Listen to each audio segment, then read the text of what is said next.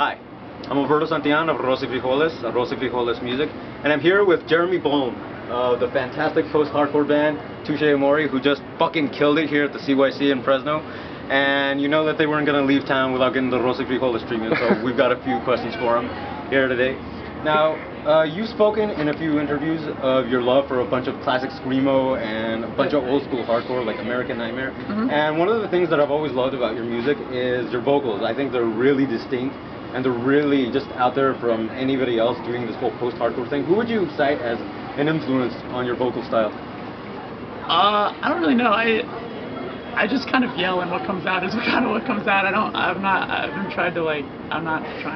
never thought of like trying to emulate anybody. I just kind of use whatever I was born with.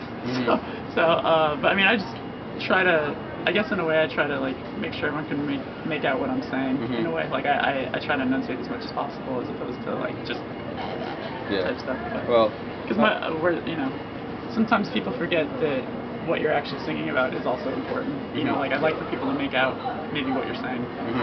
Yeah, I also want to point out that I think it's kind of a miracle that your voice has held up. I mean, considering all the fucking the insane amount of touring you guys are doing, like your recent spring tour, you went all across America and you played all these amazing venues. You played the Magic Stick in Detroit, you played the Gilman in Berkeley. Done your research. Here in California, how have you found that fans have been conducive to your music? And do you have a favorite place to play here in the States?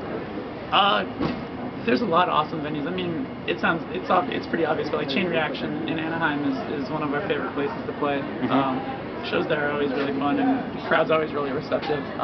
But California's always just been good to us in general. Like, I mean, we've only played here two other times, and this is the most amount of kids have come out. But even the shows where there was like 15 kids, it was still a really good time. It's still, it's such a. I said in there, like it's such a cool room that everything just seems really loud, and it's, like if everyone just stands still, it's still going to be a fun show. Yeah. So you can play to like 15 kids who don't move and just listen, or you can play to like 200 kids who are going crazy, and it's still like for us, it's just as enjoyable, because we're still just having fun.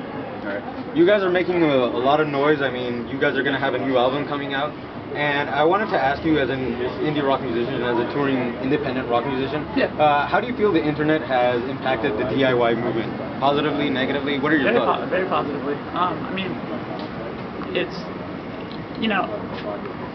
with the whole download era and stuff like that, obviously you're not going to sell CDs anymore. So kids download stuff, and if like bands, like we're a very vinyl-induced band, like we're all about vinyl, that like kid collects records, and he downloads your record, if he likes it, he'll probably buy it on vinyl because that's what he collects. That's true. So that's, like if anything, kids downloading your music, like it's easier access. And bands don't make any money off of CD sales. Like that's the truth. Like bands survive and thrive and make money off touring. And so like if a bunch of kids hear your record in a city you've never been to before, and you go there, they're going to come out to the show and they'll hopefully buy a T-shirt, and then that's what keeps bands alive. That's like none of us have jobs. Like, oh, this is what we do. This is how we live. So like, I think with everything, and also when it comes to like DIY touring, like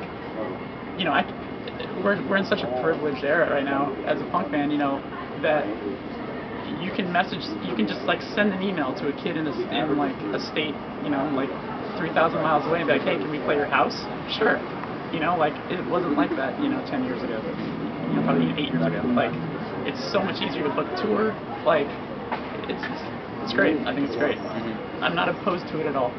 Great.